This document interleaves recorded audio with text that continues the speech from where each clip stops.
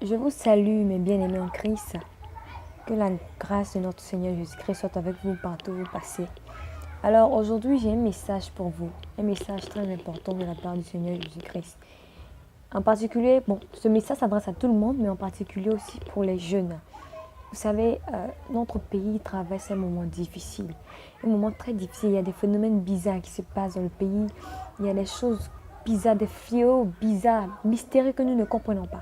Les enfants sont non seulement d'abord, les enfants sont kidnappés et tués, égorgés pour des rituels sataniques. En plus de cela, il y a des inondations qui tuent.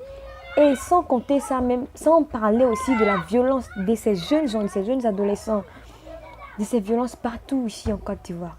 Alors, cela doit nous interpeller. Cela doit véritablement nous interpeller. Nous devons remarquer que dans la Bible, lorsque les enfants d'Israël se détournaient de la voie de Dieu, c'est là que tous ces fléaux, toutes ces négativités, toutes ces guerres, ces morts, toutes ces violences arrivaient. Toutes ces malédictions frappaient les enfants d'Israël. Et moi, je compare aujourd'hui la Côte d'Ivoire à Israël. Enfin, c'est vrai, il faut reconnaître, la Côte d'Ivoire s'est détournée de Dieu.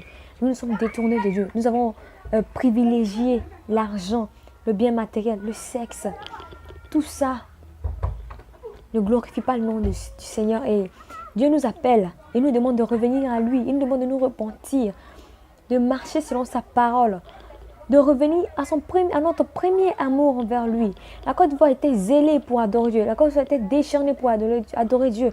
Mais arrivé à un moment donné, quand elle a vu qu'elle avait une grâce particulière, quand elle a vu que Dieu a commencé à se servir d'elle pour travailler, elle a cru que tout cela, tous ces miracles venaient de ses propres forces. Elle a oublié que ces miracles venaient de la part de Dieu. Et a commencé à suivre maintenant sa volonté, plutôt que de suivre la volonté de Dieu. Alors je vous invite, mes chers frères et sœurs, en ce jour, à redonner votre vie à Dieu. Toi qui ne connais pas Jésus-Christ, c'est le moment pour toi de le connaître, d'apprendre à le connaître, de revenir vers lui, de le chercher de tout ton cœur, tout ton âme, tout ton être, tout ton corps maintenant, de le chercher. Toi qui connais Jésus-Christ, c'est maintenant le moment de t'attacher davantage, de t'accrocher davantage à lui. Parce qu'il est le chemin, la vérité et la vie. Nous ne viens au Père que par lui.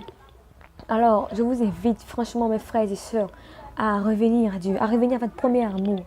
Et toi qui ne connais pas Jésus, toi, peu importe, je sais pas, ta religion, mais je t'invite ce soir à venir à Jésus-Christ, à lui donner ta vie. Il dit qu'il t'aime, quel que soit le péché que tu as pu commettre, quelles que soient les fautes que tu as pu commettre. Et malgré cela, il dit qu'il t'aime et qu'il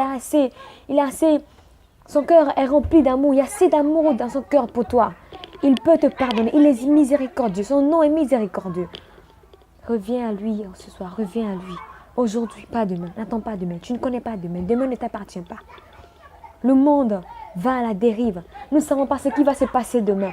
Il est temps que tu donnes ta vie à Jésus afin que la tempête ne t'emporte pas. Que le nom du Seigneur soit béni ce matin. Je crois et je confesse que ta vie sera touchée par ce message. Au nom de Jésus, Amen.